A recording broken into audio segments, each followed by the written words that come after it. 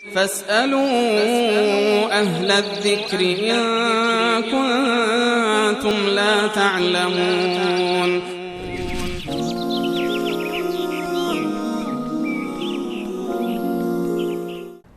برادر عزیزی از گمیشان اگر درست تلفظ بکنم گفتن که ایشون حنفی هستن.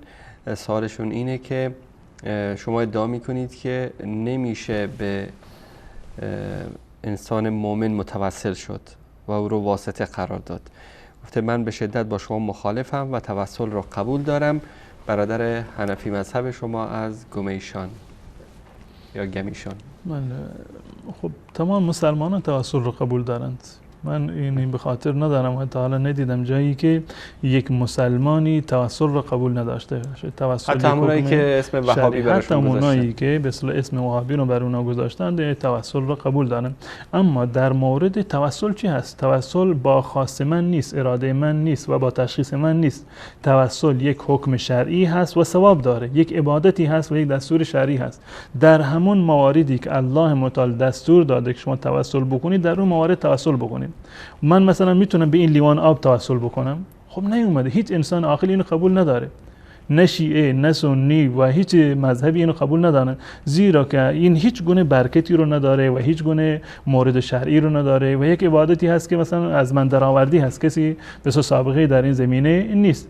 و مواردی که میشود از اونها در واقع توسل جست ایمان هست، انسان با ایمان خودش توسل بجوید، یا اعمال خیر و نیکی که انسان انجام میدهد میتوند به این اعمال توسل بجوید، مانند حدیث معروف سه نفری که در غار گیر کرده بودند. این مهمترین دلیل توسل به عبادات هست. یا اینکه انسان گاه وقتی توسل میکند اون گونه که در این روایت اومده به عدم گناه، این هم یک نوع اطاعت هست. انجام ندادن گناه هم یک در واقع امری هست که میشود به انسان به الله متعال توسل بکنه.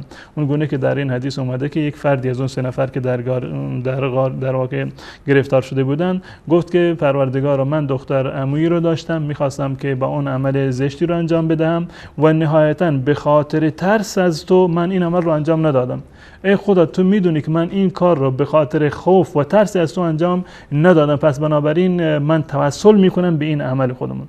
انسان میتونه که توسل بکنه به کار خیری که انجام داده و میتونه توسل بکنه به کار بدی که انجام نداده و پرهیزکاری کرده، و توسل بکنه به ایمانی که به الله متعال داره، توسل بکنه به نامها و صفات الله متعال. اینا تمام توسل جایز هستن. توسل مثلا به دعای یک انسان زنده میراد پیش یک فردی، مثلا از اون طلب دعا میکند و توسل میکند به دعای اون فرد زنده، هیچ اشکالی نداره. تمام مسلمانان اهل سنت و الجماعت این موارد رو قبول دارن. یعنی مثل بینندگانی که از شما التماس دعا دارن میتونه بره اصلا مثلا پیش یک انسان مؤمنی، پیش امام مسجدی، شیخی حافظ قرآنی که به تقوا و پرهیزگاریش یقین داره یا ظاهرش اینو میرسونه، بره بگه که تو برای من دعا بکن که خداوند مشکلات من رو آسان بکنه. این مورد در زمان رسول الله صلی الله علیه و یعنی اتفاق افتاده. شخص اومد پیش رسول الله صلی الله علیه و سلم و رسول الله صلی الله علیه و بهش دعایی رو یاد داد، یعنی به شخص رسول الله توسل نکرد. رسول الله صلی الله علیه و سلم گفت من دعا میکنم، تو هم برو وضو بگیر، نماز بخون و دعا بکن. این فرد در واقع هم دعا کرد و توسل کرد به دعای رسول الله صلی الله علیه و سلم. این هیچ اشکالی نداره که انسان بره پیش یک انسان ظاهر و صالح و از اون طلب دعا بکنه. اینها انواع توسل جایز هستند در شریعت اسلامی. همون حدیث سیدنا عمر که میاد پیش، از این حدیث گرچه در شبکه‌های شیعه برداشت سوئی هم میشه، میاد پیش عباس عموی پیامبر صلی الله علیه و سلم و میگه که ما در زمان پیامبر صلی الله علیه و سلم به رسول الله متوسل میشدیم و الان به عموی پیامبرمون متوسل میشیم که خدایا تو بر ما باران بباران. که و جالب اینجا هست که خب همه میدونند که این اتفاق در مدینه منوره اتفاق افتاده و قبر رسول الله صلی الله علیه و سلم هم در مسجد النبی هست و در مدینه منوره هست.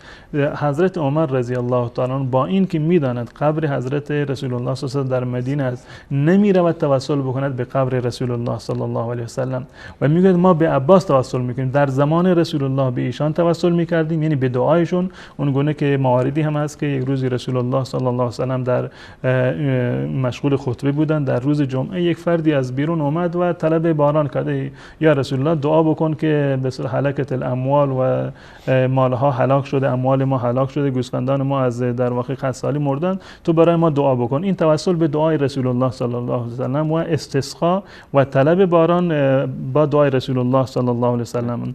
حضرت عمر رضی الله تعالی میفرماد کنا نستسقی، یعنی در زمان رسول الله صلی الله به شخص رسول الله صلی الله علیه و سلم دعا میکنیم و الان که رسول الله وجود ندارن به عموی رسول الله صلی الله علیه و سلم ما در واقع توسل میکنیم. قم یا عباس، در ادامه روایت اومده ای عباس بلند بشو برای ما دعا بکن، یعنی توسل به دعای حضرت عباس رضی الله تعالی عنه بوده. این توسل ها یعنی توسل های مشروعی هست و جایزی هست. اون کسانی که میان در شبکه‌ها مطرح میکنند که بله وهابیت توسل رو قبول ندارن، چون این چیزی اصلا وجود نداره. تمام مسلمانان اهل سنت و الجماعت و تمام وهابیت، تمام کسانی که حتی به عنوان وهابی مطرحن، حتی یک نفرشون هم نگفته که توسل به این گونه که من عرض کردم جایز نیست.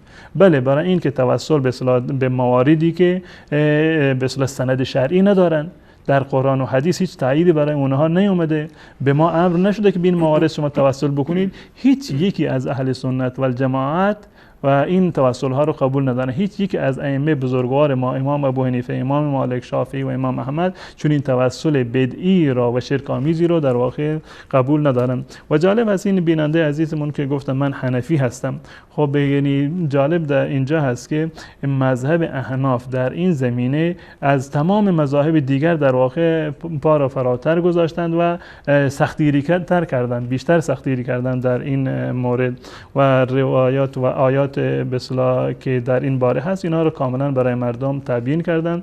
توسل مشروع و غیر مشروع رو از هم دیگر کاملا جدا کردن و در یک از کتاب‌های فقهی معروف در واقع مذهب احناف که البحر الرائق هست که شرح کنز الدقایق، این کنز الدقایق ابوالبرکاتی که از کتاب‌های فقهی معتبری هست در مذهب احناف که در تمام مدارس در واقع پاکستان و بلوچستان و هندوستان این تدریس میشه، جزء کتاب‌های برنامه درسی هست. این در شرح این کتاب اومده که ولا یجوز ان یقول بحق فلان علیه، بحق فلان علیه و کذا بحق انبیائک و اولیائک و رسولک. یعنی صراحتا در این کتاب بیان شده که جایز نیست که یک انسانی این گونه دعا بکند که خدایا به حق فلانی این کار ما رو انجام بده، یعنی فلان مشکل ما رو حل بکن، یا به حق پیامبرانت، یا به حق اولیایت، یا به حق رسول و فرستادگانت، یا به حق بیت، یا به حق مشعر الحرام. اینها صراحتا در کتب فقهی احناف این وارد شده که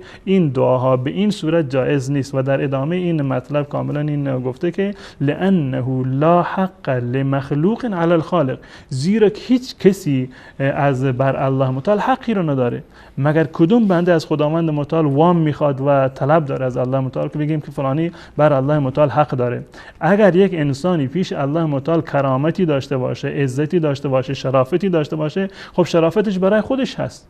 این شرافت و این جایگاه را با عبادتی که انجام داده در واقع به دست آورده.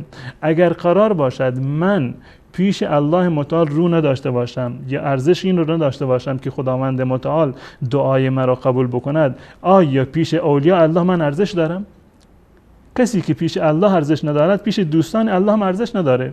این دوستان الله، اولیاء الله، پیامبران و تمام اولیاء الله این کرامت را به خاطر این به دست آوردن که رضایشون رو به رضای الله متعال بستن. این گونه نیست که در دنیا یک فردی رو ما رشوه بدهیم که برود در پیش یک حاکمی ولو این که از ما راضی نباشد، از ما بدش بیاد، اما به خاطر روی فلانی بس کار ما رو راه بندازد.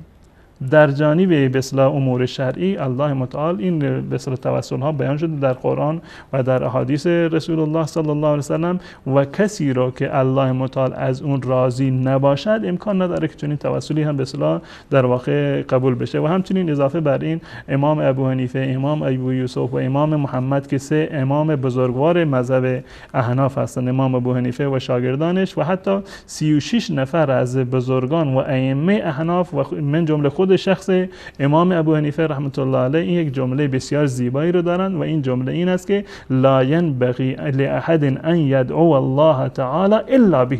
مناسب نیست که انسان الله متعال را دعا بکند مگر با نام الله متعال. ما نمیتونیم با توسل به یک چیزهایی که الله متعال و رسول الله اینها رو متوسل به قرار نداده ما اینها رو بیاریم به اینها توسل بکنیم. اگر این بیننده عزیز من واقعا حنفی است، مذهب احناف واقعا این هست و جز سخت‌ترین مذاهب و دقیق‌ترین مذاهب در اینجا هست. و جالب هست که یک از علما یک کتابی رو در زمینه نوشتند که جهود العلماء الحنفیه فی رد البدعه والقبوریه، که یک کتابی هست در 3 جلد این کتاب رو نوشتند. تلاش و زحماتی را که علمای احناف در رد بدعت ها و خرافات و قبر پرستی در واقع این تلاشایی رو که انجام دادن، کتاب‌هایی که نوشتن در 3 جلد بزرگ و قطور این کتاب رو در واقع نوشته. و این دلالت داره بر این که ائمه احناف در این زمینه هم پیشگام بودن، بدعات و خرافات را مانند بقیه مذاهب و حتی شاید در حد فراتر از اونها این بدعات و خرافات را بیان کردن. توسل شرعی جایز هست، هیچ گونه اشکالی نداره، بلکه حکم شرعی هست، یک عبادت هست. اما توسلی که بدعت باشه، شرک آمیز باشه، توسلی که در قرآن و حدیث رسول الله اصلی نداشته باشه، این حرام و ناجایز هست و این عقیده تمام اهل سنت و جماعت.